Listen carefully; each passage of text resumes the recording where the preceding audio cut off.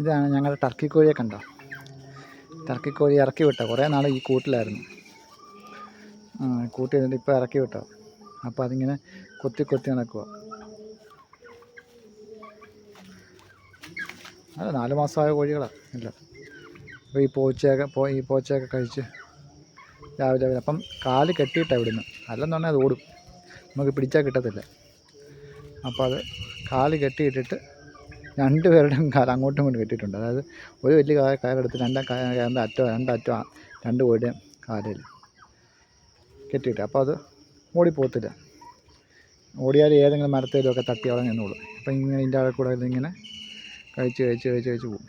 ഇതെല്ലാം പുല്ലിൻ്റെ ഇടയിൽ കൂടെ പോയി അതെന്തെങ്കിലുമൊക്കെ കഴിച്ച്. ഇതാണ് നമ്മുടെ കൂട്. കോഴികളൊക്കെ നിൽക്കുന്ന കൂട്.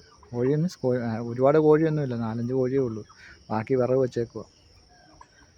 വിറകെ മഴ നനയാതിരിക്കാനൊക്കെ വിറകൊക്കെ എടുത്ത് വെച്ചേക്കുന്ന കൂട് ഉണ്ടോ.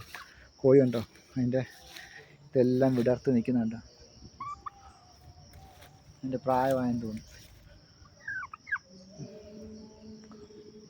ഇല്ല,